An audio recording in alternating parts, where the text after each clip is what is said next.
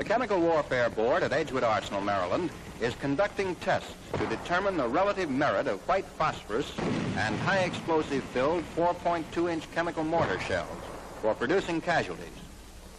White phosphorus is a wax-like substance which bursts into flame and burns when in contact with the air. In bulk, it is normally stored underwater.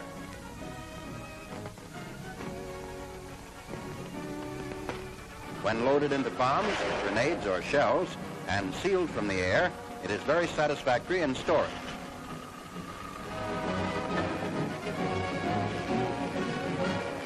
When white phosphorus burns, it gives off a dense white smoke and generates intense heat.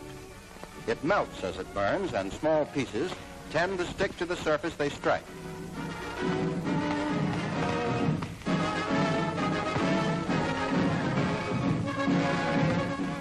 This picture is of an accidental casualty and shows the effect of phosphorus on flesh. Phosphorus burns are very deep due to the intense heat generated and are therefore slow healing. These burns were produced through a regulation uniform with a piece of phosphorus about the size of a match head. German regulations were consulted, and a defensive sector for one platoon is laid out according to Nazi doctrine. Foxholes were dug into which are placed mannequins dressed in salvage clothing and steel helmets as a means of determining what might happen in battle.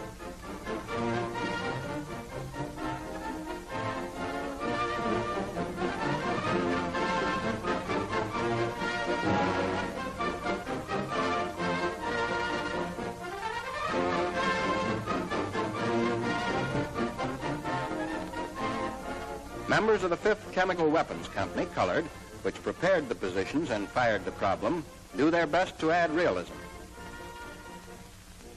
The 4.2-inch chemical mortar shell holds 7 1/2 pounds of white phosphorus. The number of white phosphorus shells it would take to build up and maintain a smoke screen on this area for 18 minutes are fired. This is estimated by the Infantry Board as sufficient time for our infantry to advance from 1,200 yards to within 300 yards of the position, at which time fire is ceased to allow the smoke to thin out for the assault. Under the wind conditions that prevailed, 48 rounds were fired. The particles of phosphorus lose their velocity very quickly and fall at a steep angle, which makes it effective against targets which are dug in but do not have overhead cover. Medical officers from the Medical Research Laboratory at Edgewood Arsenal, who are familiar with the degree of injury inflicted by various sizes of phosphorus burns, as well as gunshot wounds, classify the casualties as probable death, severe, or light casualties. Only those which are considered severe enough to warrant evacuation are counted as casualties.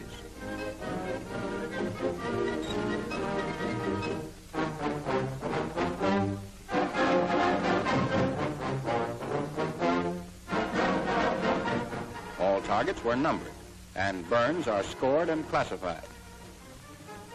Of the 50 figures representing a platoon deployed and dug in, 20 figures were burned with phosphorus sufficiently to cause death or require evacuation.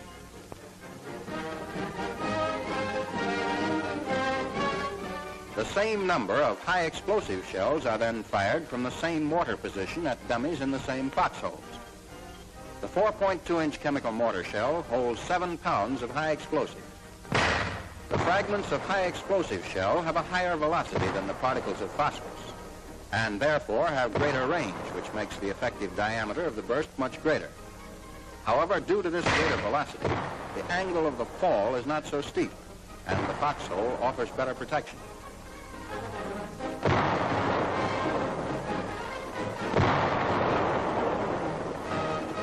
Again, hits are scored and classified.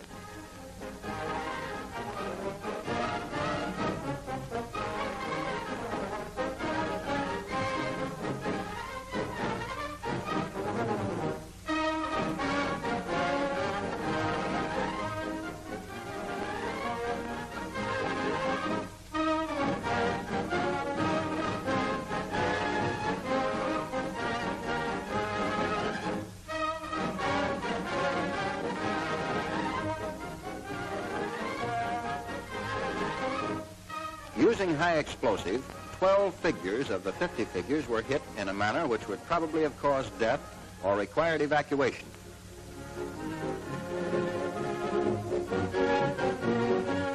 Against personnel who are dug in and without overhead protection, this test showed that white phosphorus filling is more effective than high explosive filling for the 4.2-inch chemical mortar shell. The targets are now changed to represent an infantry platoon in the attack. About a third of the figures are staked up to represent men advancing in a crouch, while 2/3 are in the prone firing position. 48 rounds of white phosphorus are again fired at the 50 figures, which now take up less frontage, but which occupy greater depth.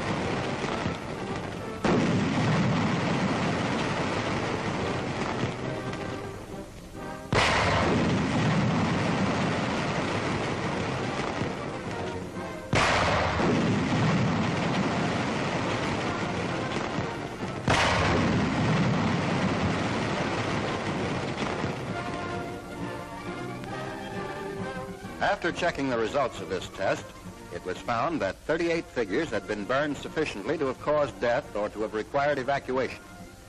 However, had the targets been soldiers rather than mannequins, the casualties probably would not have run so high, as a man in the open, when hit by burning phosphorus, in some instances, can hold his clothing away from himself until he cuts the burning part out, or can remove the garment altogether, thereby either preventing or reducing the severity of the burn.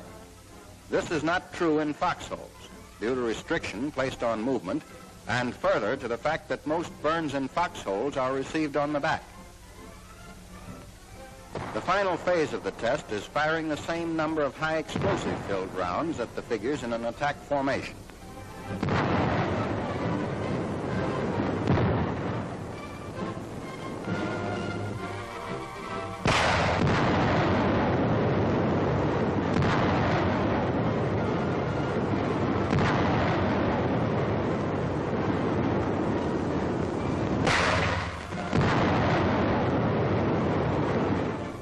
After checking the casualties from this phase of the test, it was found that the high explosive shell proved its effectiveness against figures which were not protected from fragments by being in foxholes, as the count showed that 32 figures were hit.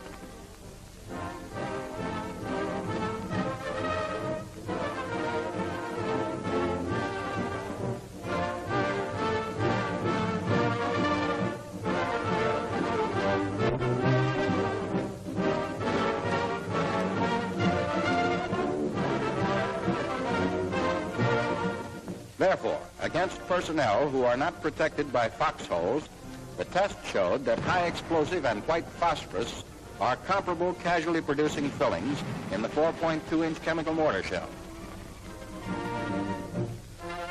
There wasn't enough left of that little yellow so-and-so Hirohito to pick up. Benito here seems to have lost an argument with a good-sized shell fragment. That seems to be fitting for Adolf. He's sitting on a hot seat these days, and it's going to be hotter. The final evaluation of the test showed that white phosphorus and high explosive as fillings in the 4.2-inch chemical mortar shell are comparable for producing casualties on men in the open, while white phosphorus is greatly superior to high explosive on men in foxholes without overhead cover. Therefore, it is concluded that since, generally speaking, smoke is undesirable in a defensive situation, that pending the initiation of chemical warfare in this war, field commanders should employ chemical units attached to their organizations to fire white phosphorus to support the attack, thus providing both a smoke screen and superior casualty-producing filling against dug-in targets, and that in defensive situations, chemical units should be employed to fire high explosives.